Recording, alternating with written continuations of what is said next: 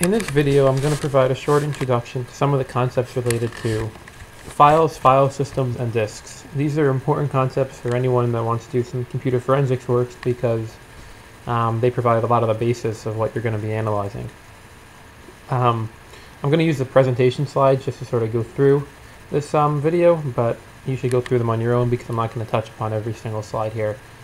Just help go through some of the concepts. So the first thing we want to discuss is just what is a file. So to us, a file has always been, a Word document or a PDF or anything we're using or an executable, anything like that. But when you think about it from a hard drive perspective, hard drives don't know if a file is an exe, or a hard drive will know if a file is a PDF or anything like that. So there's definitely a big difference between what we view as a file and what a hard drive views as a file. So we first need to know, once we write a file, how is that file actually stored on the hard drive, and how do we go about retrieving it? So obviously, files are not stored as a Word document. A Word document is not stored as like a picture of the page we just wrote. Or an image is not stored as an actual image on the hard drive. You won't be able to look at a hard drive and see a picture of what you saved. But really on a hard drive, all you're seeing is just a bunch of bytes, just ones and zeros really, of your data. So once that's what's on the hard drive, is just a bunch of bits and bytes, we need a way to actually retrieve that because we just have a whole bunch of files stored on there, which really is just tons of data. And we need to know what locations on the hard drive correspond to our file, what locations correspond to a different file, and what's non-used data, non-used locations on the hard drive. So basically, we need something to convert between the files as we see them, the files as a human sees them, and the files as a hard drive sees them, which is just the data. So we can actually sort of demonstrate this a little better. If we go to my VM over here, I'm using the Cert Fedora again. It's going to be a little cut off because of the way I save the screen here. But what I have open here, as you can see, I've opened a file, just a simple text file. And I've opened it, it's actually this text file right here, which, let's see if it'll open.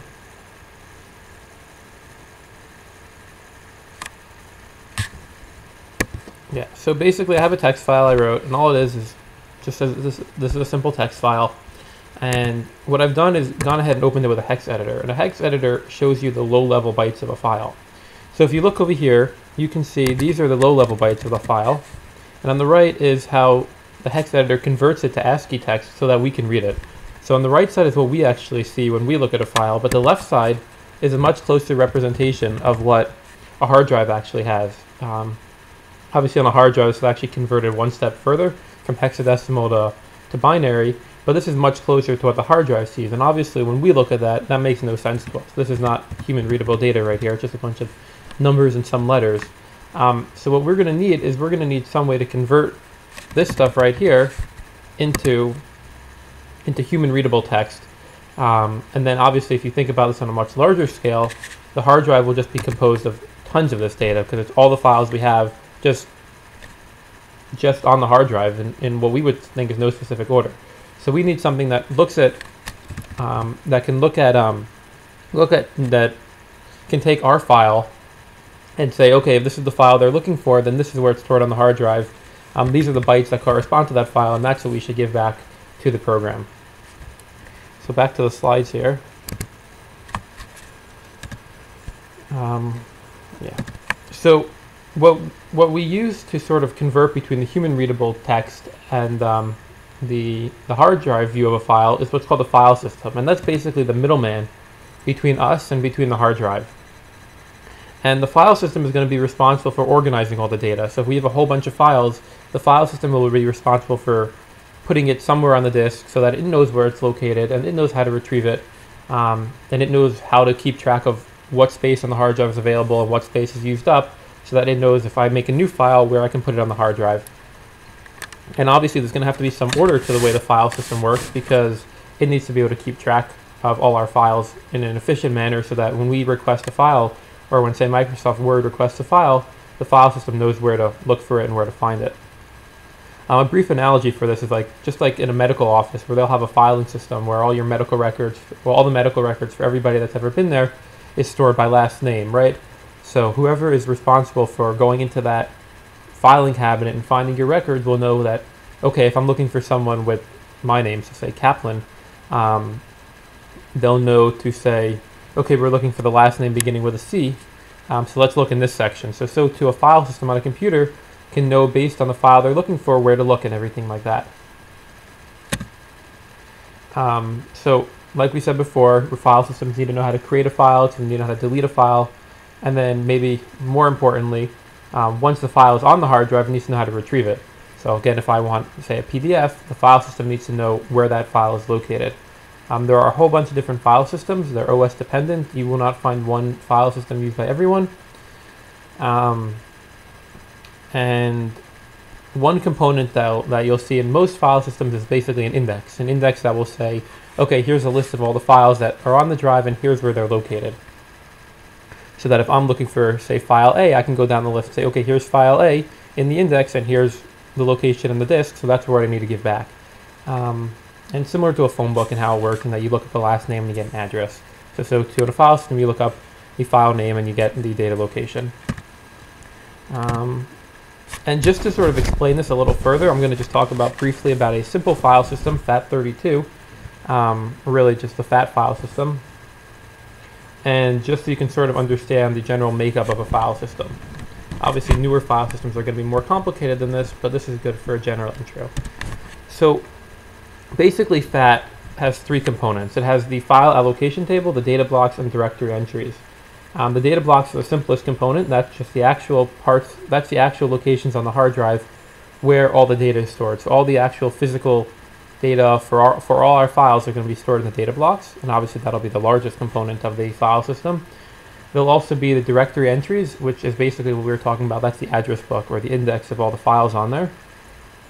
And the file allocation table, which will basically be just a table of every single block on the drive and a means of saying, hey, is this block allocated, is this block not allocated, or is this block part of a file?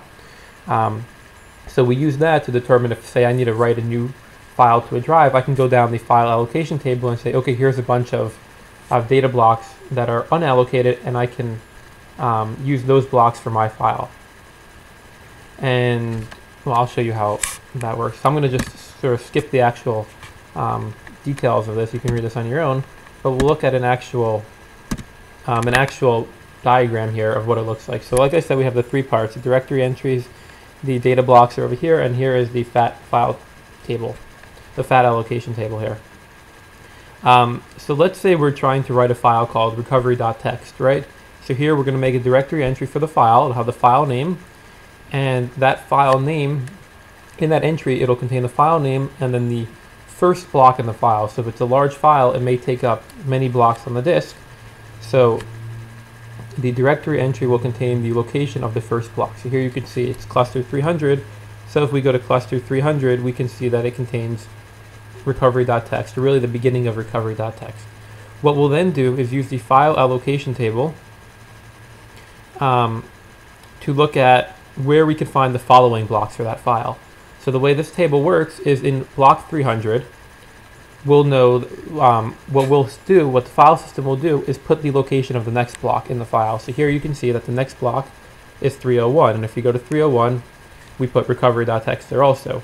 And if you look at 301 here in the file allocation table, it'll show that the next block is 302. And again, 302 will point to 305, and 305 to 306, and 306 will point to the end of file, indicating that 306 is the last block in the file.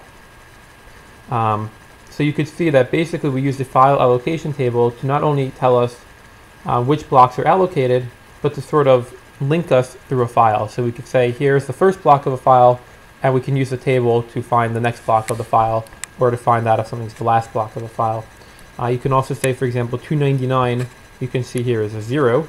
0 means that this block is unallocated. So if we're looking for empty space, we look for entries that have a 0 in them. So this is a general idea of how file systems work. And again, this will convert between the file as we see it as a user, which is just the file with the actual contents of what we're looking at, and the hard drive's view, which is just a whole bunch of data in here. The file system goes and finds that data, puts it all together in the order of, say, recovery.txt, so the parts of recovery.txt, and returns that to our program so that we can view the file as we would normally see it. So now that we've discussed that, there are some other important topics that I want to look at quickly about that relate to disks and file systems and the like. So we're going to talk briefly about the actual layout of a disk and what partitions are, a brief overview onto what the boot process of a computer is, and finally the difference between memory versus hard disk, or what we sort of say as RAM versus ROM, you know, the RAM on your computer and the hard drive space and all that. So if we look at the layout of a volume, so the first thing you need to know is that your disk will not always just be one large empty space for tons of files. What you can actually do is split up your disk into multiple partitions or multiple sections. So for example, on a Windows computer, you'll usually see a C drive and a D drive, maybe an E drive or anything else. So those are each partitions, your C partition and your D partition. And what those are is those are independent sections of your file, of your drive, of your disk that have nothing to do with each other really. So they can even have their own file system. And when like we were talking about before, if I'm saving a file on my C drive, it can only go on the C partition. The D partition will have nothing to do with it. So we can have our own partition on the C drive. So now that we have a whole bunch of partitions on the drive, we need a way of keeping track of what the location of each partition is, so that we know which parts of the drive are used and what each one sort of contains. So to do that, we can generally use what's called the MBR, the master boot record. That's going to be the first sector of the drive, the first 512 bytes of your drive, well really of your disk. The drive is a word that's used with partitions here. And the boot record will contain the boot code, which is for starting up the computer, and we'll talk about that in a minute. And it'll also contain a partition table, which will say what the partitions are on the drive, where they're located, and what file system they use. So, and I'm going to show you that actually in a demo in a minute here. So we're going to use the MMLS command to actually see the MBR of a drive. MMLS is a component of the sleuth kit, which is discussed in a different module. And obviously, if you're going to try to find the master boot record of a drive, you'll need or of a disk, you'll need to specify what disk you're looking at.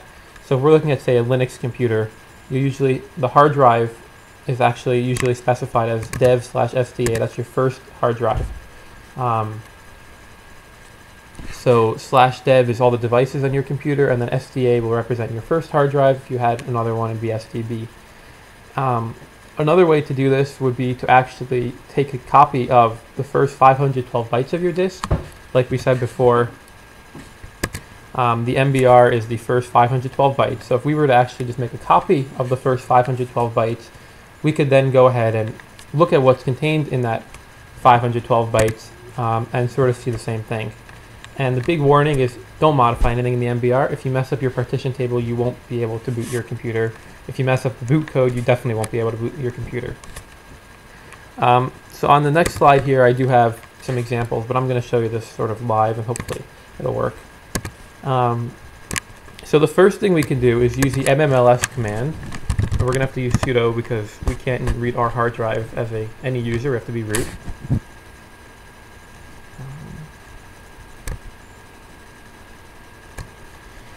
So we'll use the MMLS command, and we'll do MMLS on /dev/SDA, and this will give us our partition table. And you can see that here we have three partitions: partition 0, partition 1, and partition 2. Partition 0, and I'll talk about the other stuff in a minute. Partition 0 is a Linux partition, which could be ext2, ext3, one of those partitions. Second partition is swap, which we're not going to talk about, but that has to do with the way Linux saves stuff. And the last partition is another Linux partition. You can see that it specifies the starting sector of the partition and the ending sector, and the length, so that we know the size, and if we're looking for that partition, where it starts and where it ends. We also have some unallocated space in this disk. And finally, we have the beginning of the drive, which is sector 1, from 0 to 0, length of 1, so it's just the first sector. And that is the primary table, which is what we're talking about here. That's this table right here. That is what is in sector 0. If we want to look at something that may be a little more understandable, what I have here is I also made a demo file, which I took from a flash drive. So if we run mmls on that demo file, you'll see that here we again have the primary table here. We have unallocated space, and finally we have a file system you may be more familiar with. This is a FAT16 file system, which is basically the remainder of my flash drive here. So that's one quick way to view the partition table. And this can be helpful if you have a drive and you want to see, like, you know, where the partitions are, what kind of file systems they're using. It can help in analysis if you know the file systems or how the disk is laid out, anything like that. So it's important to know these kind of things. The other thing I was mentioning is that one other way we can do this, this is a little more, slightly more complicated, but since the MBR is stored in the first 512 bytes of a drive, if we can actually go and pull those 512 bytes of a drive and then analyze it, we can sort of see what's contained in those 512 bytes. So we're going to use the DD tool, which is also talked about in a different module here. But if I specify that I want to copy stuff from my hard drive, I'll have to sudo this, and I want to copy it to, we'll just copy it to my desktop, so we'll call it MBR demo. And then what we're going to do is specify that we want it to copy in groups of 512 bytes, that's byte size 512, and count equals 1 to say we only wanted to do one set of 512 bytes. And I forgot to specify that this is the output file. And you see it copied 512 bytes. So now we can use the file command. And the file is generally used for a different purpose. It's to tell you what the type of a file it is. But we can actually use the file command on this file, and it will tell us, you know, a little bit of a harder way to read it, but it'll tell us some of the information about the file system, about the drive here that we're looking at. And you can see we have a partition 1, which is a code of 83, which is again a Linux code, a Linux file system, partition 2, and partition 3, which is what we had before. And it'll tell us the size and everything over here like we saw before. So that's just another way we can sort of view the MBR for a drive. So that's that. Now quickly to go through just the boot up process, because it relates to this a little bit and you should have an understanding of it. When you hit the power button on your computer, what actually happens? So the first thing that's going to happen, and you'll see when you turn your computer, is it always says it's like running the BIOS. BIOS is something that's hard-coded into the computer. It's hard-coded into the firmware, and it's just code that basically starts up the computer. It'll initialize it. It'll run what's called the power on self-test, which will basically go and check out all your system devices. So it'll make sure your hard drive is working, it'll make sure your video card's working, all those kind of things. And again, this is hard-coded into the computer itself. Since it hasn't actually loaded any sort of operating system or anything like that, it can't be something that's really modifiable. After it checks out all your system devices, it's going to find a non-volatile bootable device. We'll talk about non-volatile in a minute. But that's when you'll have the order of booting on your computer, where it can either boot off your hard drive, or it can boot from a CD or from a flash drive, or anything like that. So it'll go down the list. There's an order you can specify of what it looks at first. Generally that'll be your hard drive. And it'll go down that list and say, okay, is the hard drive bootable? If so, let's load the boot sector on the hard drive, which is going to be the MBR. We said it has boot code in it. Load that and then give the control over to the hard drive, which will then load an operating system. Or if there's no bootable hard drive, it may look at a CD-ROM next and say, okay, can we boot off of this, etc. So finally, we'll then, like we said before with the MBR, so if the hard drive is a bootable device, it'll load the boot sector, which is in the MBR, and pass off control to the boot sector, which will then look at the partition table and say, well, one other thing in the partition table will say if a partition is bootable. So the boot sector in the hard drive will look at the partition table and say, okay, this partition is bootable, let's boot from that partition. And then finally, to get back to non-volatile here, we'll discuss memory versus hard disk. So